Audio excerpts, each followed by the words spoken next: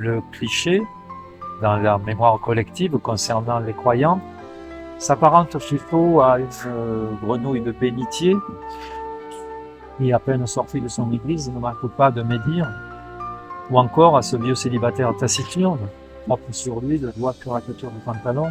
Enfin, les clichés sont nombreux. C'était également ma vision des catholiques. Je les voyais comme des personnes soumises, dénuées de caractère, un jugement a priori.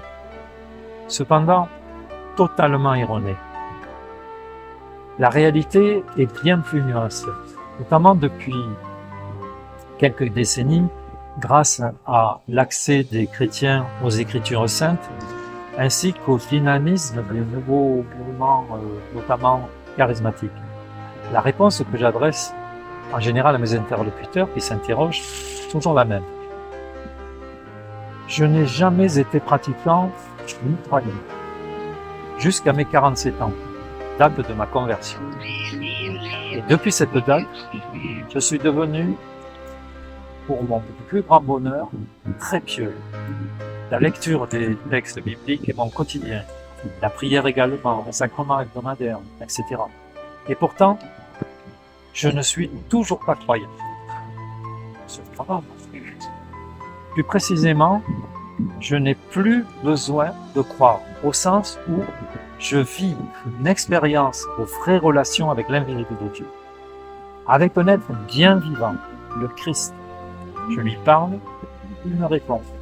Évidemment, cela n'a rien à voir avec nos relations humaines. Je dirais que c'est beaucoup plus fort, plus vrai, plus sincère. La foi est de cet ordre. De cet ordre-là. La croyance, de surcroît les croyances, s'apparentent plutôt à de la superstition.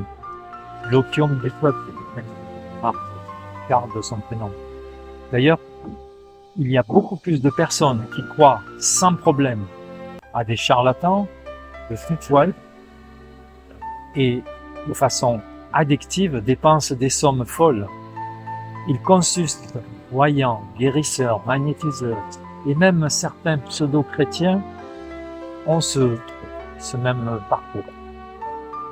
Malheureusement, je dirais. Jésus disait à la Samaritaine, si tu savais le don de Dieu. Il n'y a que l'expérience personnelle pour ouvrir la porte de cette relation avec Dieu qui dépasse tout ce que l'on pourrait formuler, imaginer, penser. C'est un autre paradis, inaccessible à la compréhension humaine. Inaccessible tant que l'on n'a pas accueilli cette grâce. Cette grâce incommensurable, beaucoup trop belle pour s'en priver, et pourtant bien concrète lorsqu'on l'accueille. Tout dans sa vie va prendre sens. Cependant, rien à voir avec la cité des bisounours. Un ami nouvellement converti me disait « À présent, ma vie va changer. Je me sens déjà moins agressé. » Ma réponse « Tu n'as pas bien compris. Les agressions que tu subissais à ton travail ne vont pas s'atténuer. Bien au contraire, elles vont décupler. » Et je revois encore son visage se refermer.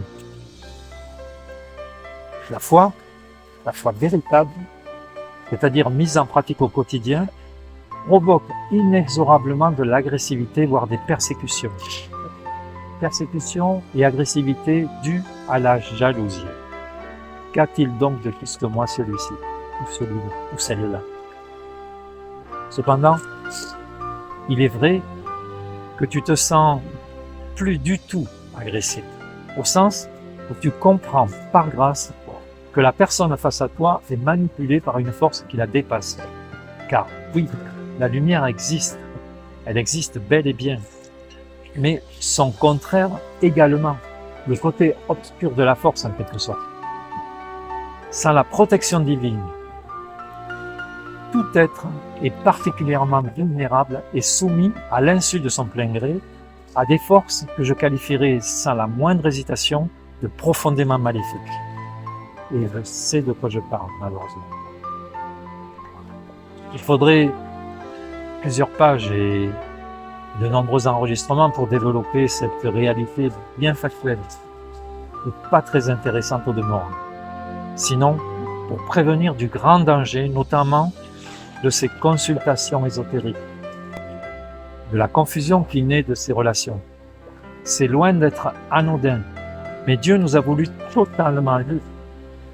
Il y a sur cette terre suffisamment de lumière pour voir clair et suffisamment de ténèbres pour se perdre. À chacun de faire librement son choix, à chacun également d'en assumer toutes les conséquences en lui.